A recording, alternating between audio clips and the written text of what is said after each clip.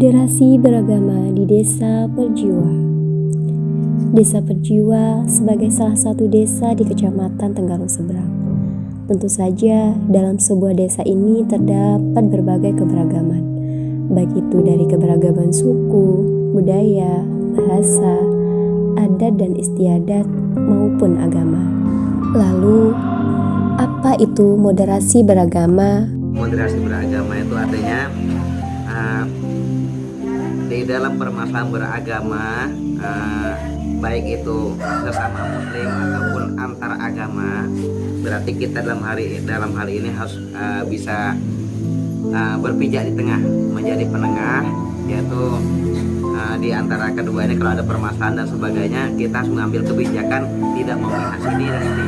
Moderasi beragama itu keseimbangan jalan tengah, bagaimana kita beragama ini bisa diterima baik di masyarakat, baik menurut Allah, baik menurut Rasulullah. Jadi aturan-aturan agama yang ada itu bagaimana mudah kita diterima di masyarakat, dilaksanakan di masyarakat, dikerjakan di masyarakat dan menghasilkan kebaikan-kebaikan untuk masyarakat.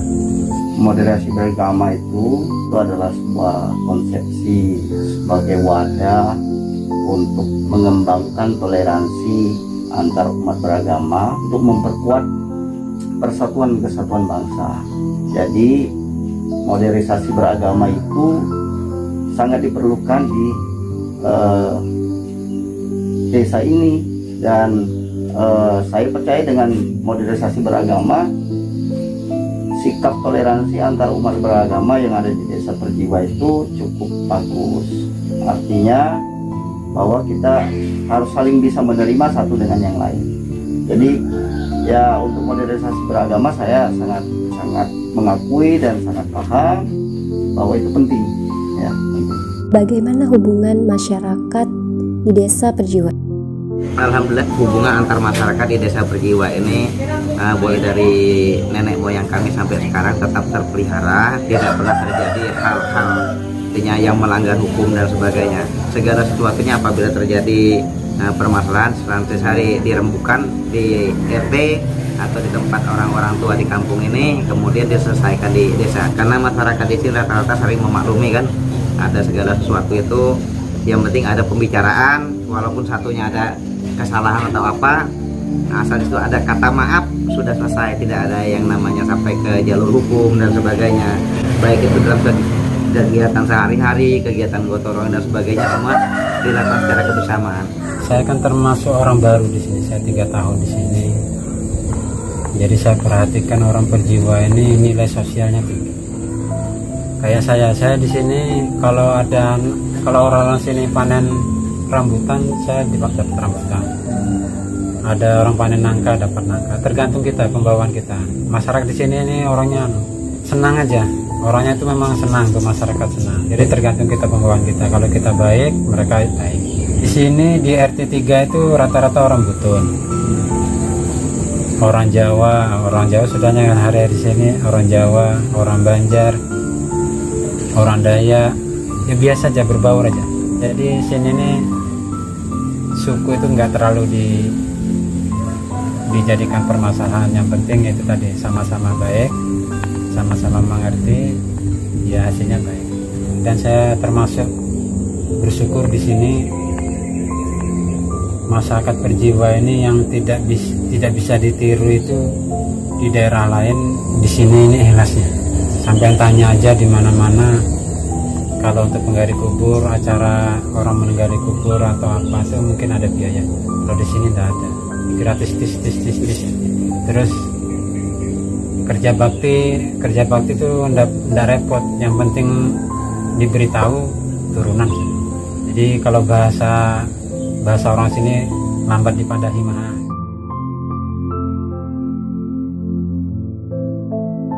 Interaksi sosial yang ada di Perjiwa ini, masyarakat Perjiwa masih menganut sistem kelompok, dalam arti bahwa ada juga masih kental dengan kesukuan.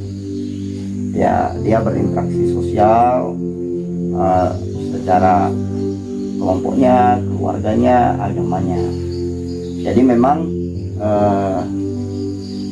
harapan saya sih setiap kali ada kehadiran mahasiswa KKN di sini, apalagi dari salah satu unsur keagamaan, itu unsur keagamaan, ya bisa membuat sebuah perubahan pola pikir bagi masyarakat yang di sini, agar memang interaksinya itu tidak hanya mementingkan kelompoknya sendiri gitu. Jadi kalau untuk hari ini interaksi sosialnya masih berkaitan dengan ya masih terkotak-kotak, masih terkelompok-kelompok gitu. Tidak kelihatan tapi bisa dirasa bahwa masih kental kelompok-kelompok ya.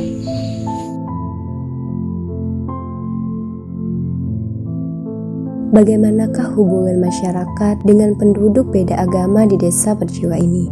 Alhamdulillah hubungan masyarakat beda agama pun sangat baik. Baik dari segi kegotong royongannya, dari segi sosialnya, dari segi hubungan sehari-hari, dari segi hubungan ibadah itu juga baik. Kalau dulu kami ini kalau ada kegiatan gotong royong dan sebagainya, kadang-kadang kalau ada kegiatan di gereja gotong royong, ya anak-anak muda sini ikut gotong royong di gereja bantu gitu. Dan ada kegiatan tempat kami pun tidak jarang juga dari mereka ada yang membantu gitu. Jadi sangat baik. Saya ini termasuk heran dengan Perjiwa. Perjiwa ini satu desa memiliki satu masjid, 2 musola, tapi di sini memiliki 3 gereja. Dan itu tidak masalah, orang-orang Perjiwa biasa aja, tidak terlalu fanatik kayak anak-anak muda itu kumpulan kayak mau puasa itu ada pembaruan cat untuk masjid atau pagar. Kalau masjidnya masih baru, catnya pagarnya. Itu anak-anak non muslim ikut ngecat. Beberapa orang anak Dayak yang non muslim dengan anak itu ya ikut ngecat, bantu ngecat. Nanti kalau ada bersih-bersih di gereja yang bantu juga ya. Jadi tidak terlalu fanatik ke beda kamu agama enggak. Kalau untuk sosialnya di sini kayaknya baik. Kalau interaksi sosial antar beda agama ya, pastinya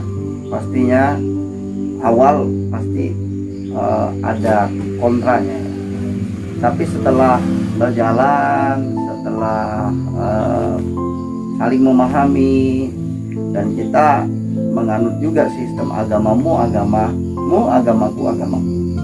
Jadi tidak ada saling memaksa, tidak ada saling mengganggu. Jadi sehingga untuk ke belakang ini ya saya sih merasanya interaksi antar beda agama itu khususnya dengan tetangga-tetangga di lingkungan gereja itu cukup baik dan alhamdulillah kami diterima dengan baik.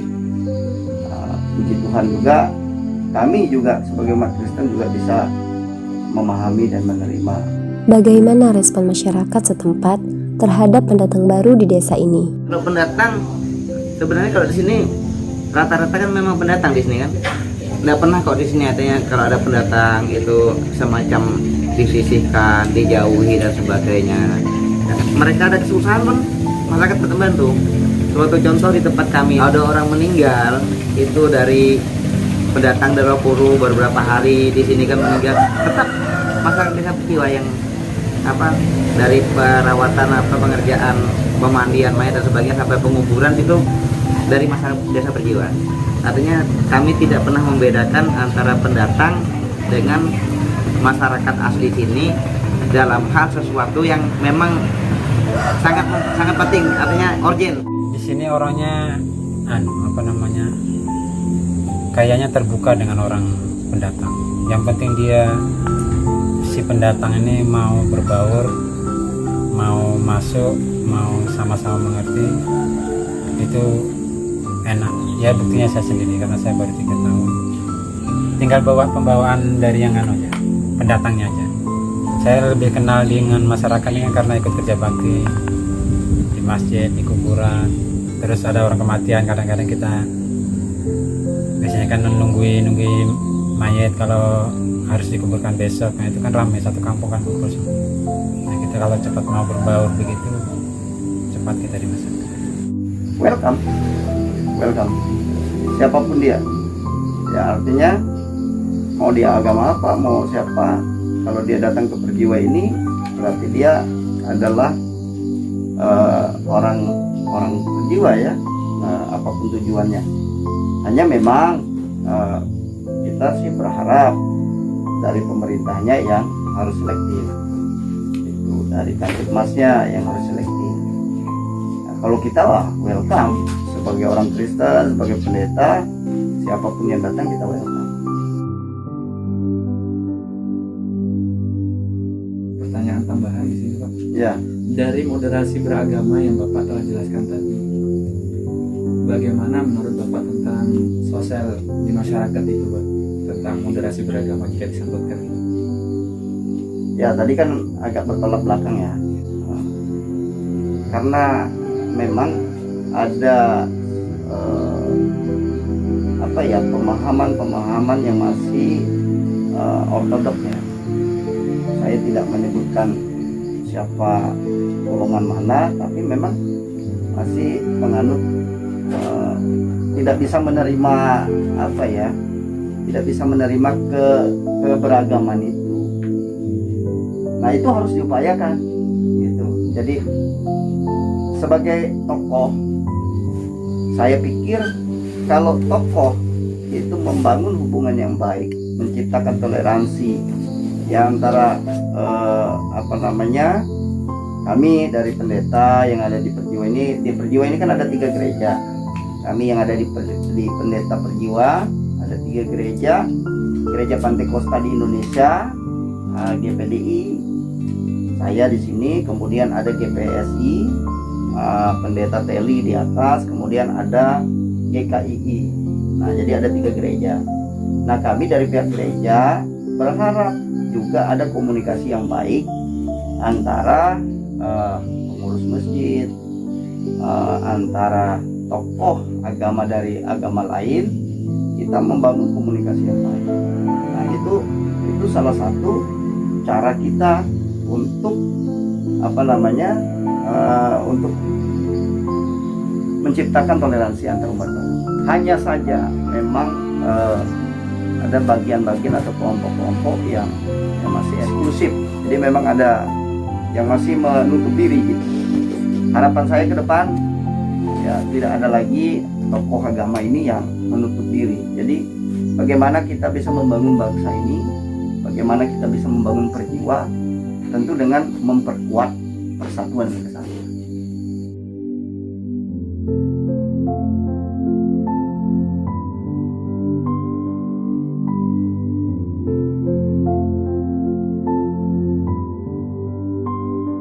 Kemarin saya ada sosialisasi juga dengan kayak tokoh adat masyarakat, Tua Fajar, dan juga ada dari kepengurusan masjid juga, Ustadz Mirwani.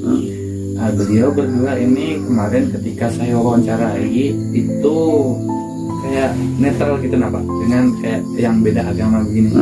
Dan beliau berdua juga menyampaikan bahwasanya jika memang dari pihak gereja atau sebagainya itu ingin mengadakan sebuah kayak gotong royong atau segala macamnya, terus kemudian dari pemuda-pemuda yang ada di desa Perjiwa ini memang dibutuhkan tenaganya untuk kerjasama di situ, dari kedua tokoh ini saya rasa sangat kayak berada di depan gitu Pak, untuk mengajak mereka ya, anak-anak muda ini sebenarnya sangat menginginkan yang seperti itu, menginginkan dan juga siap membantu gitu.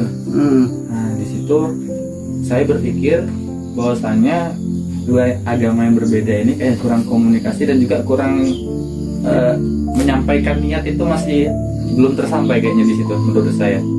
Ya memang itu, jadi keterbatasan komunikasi itu yang membuat batasan-batasan.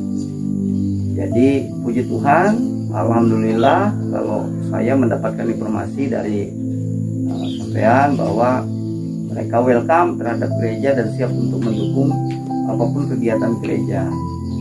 Nah, sebagai perbaikan ke depan, ya kami dari pihak gereja akan mempertimbangkan, bukan mempertimbangkan, akan mengakomodir hal itu. Jadi yang mungkin langkah awal saya akan membangun komunikasi dengan mereka. Langkah awal saya akan membangun komunikasi dengan tokoh-tokoh yang ada di peristiwa ini. Ya, kurang lebih 17-18 tahun saya ada di sini. Ya, saya rasa mereka juga udah kenal sama saya, dan memang kita memang ada batasan-batasan gitu. Ada batasan-batasan, tapi sebenarnya tetap sevisi dan misi untuk membangun desa berjuang gitu. Mungkinan karena komunikasi saja. Dari kedua tokoh ini yang saya dapat masukannya itu, kalau memang seandainya gereja ini ya, misal kayak lagi mau bersihkan rumput-rumputnya kah, atau memang lagi mau gotong royong ngecat itu kan, kalau memang mau dikomunikasikan sama kedua tokoh ini, kemungkinan besarnya siap bersedia. Ya. Nah, di situ saya mendapat bahwasanya apa yang disampaikan kedua tokoh ini memang untuk kebaikan bersama. Salah satu contoh kemarin juga kan saya sampaikan bahwasanya kan ada anak yang non Islam ini, orang Dayak juga kalau nggak salah. Nah itu kan dalam kegiatan kayak pengecatan setiap awal puasa, ada juga anak-anak yang Kristen itu saling ikut juga membantu dalam pengecatan, membersihkan masjid. Nah begitu pula sebaliknya, kalau memang dibutuhkan juga kan untuk yang di gereja, mereka juga siap gitu, nah bersedia. Iya, iya. Gitu. Ya. Terima kasih. Nanti saya akan kita akan akomodir dan saya akan sampaikan kepada jemaat dan majelis jemaat. Saya rasa juga moderasi beragama itu kan mengesampingkan agama, namun di desa perjiwa ini kan kayak sosial juga kan, kita berhidup sosial. Nah, walaupun beda agama itu nggak ada batasan untuk ke sosialnya di situ. Ya. Namun kalau untuk agamanya sendiri, untuk kepercayaan sendiri, nah itu diserahkan untuk masing-masing pihaknya. Iya. Setuju.